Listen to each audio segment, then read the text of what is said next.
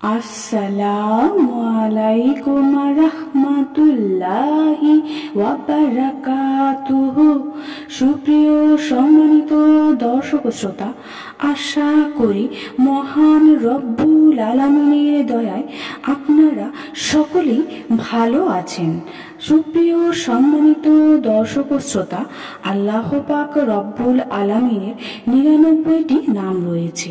প্রতিটি নামেরই রয়েছে আলাদা আলাদা ফজিলত।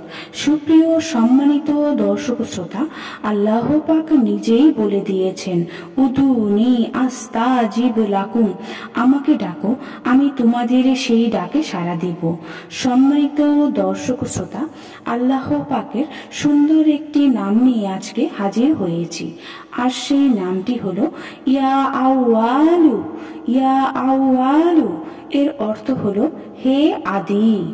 প্রথম যে আমলটি পাওয়া যায়, চলুন সেই আমলটি নিয়ে আজকে আলোচনা করব, প্রত্যেকটি আমল নিয়ে। আর এর মধ্যে কয়েকটি আমল রয়েছে।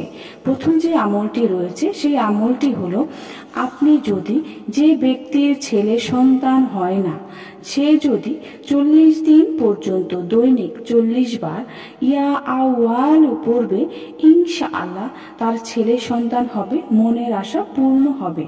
সুপ্রিয় সম্মানিত দর্শক শ্রোতা, ইয়া আউয়ালুর আরো একটি আমল রয়েছে। সেই আমলটি হলো, যে স্ত্রী স্বামীর অনাদরে ও অবহেলায় পিত্রালয়ে পড়ে থাকে, স্বামী তার কোনো খোঁজ খবর নেয় না, তবে সে স্ত্রী যদি প্রতি ওয়াক্ত নামাজের শেষে জায়নামাজ বা বিছানা উঠানোর সময় স্বামীর চেহারা স্মরণ করে এই ইসিম মুবারক মাত্র 3 বার প্রত্যহ পাঠ করে, ইনশাআল্লাহ অতি অল্প দিনে স্বামী তার খোঁজ খবর নিতে ও তাকে পাশে রাখতে বাধ্য হবে। সুবহানাল্লাহ। সুপ্রিয় সম্মানিত দর্শক শ্রোতা, ইয়া আউয়ালুর আরো একটি বিশেষ আমল রয়েছে, যে আমলটি অনেকেই জানে না। চলুন সেই আমলটি আজকে জেনে নেই। যারা বিদেশে আটক অবস্থায় দেশে ফেরার চিন্তা করছে, অথচ আসার কোনো ব্যবস্থা হচ্ছে না, তারা যদি এই ইসিম মুবারক প্রতি জুমার রাতে 1000 বার করে পাঠ করে, ইনশাআল্লাহ তার দেশে ফেরার ব্যবস্থা হবে। সুবহানাল্লাহ। দেখেন প্রিয় দর্শক শ্রোতা মণ্ডলী, ইয়া আউয়ালুর কত পাওয়ার, আল্লাহর নামের কত পাওয়ার। সুপ্রিয় সম্মানিত দর্শক শ্রোতা, আসুন আল্লাহ পাক রব্বুল আলামিনকে ডাকি আল্লাহ পাক রব্বুল আলামিনের নামে। আজকের ভিডিওটি এই পর্যন্তই।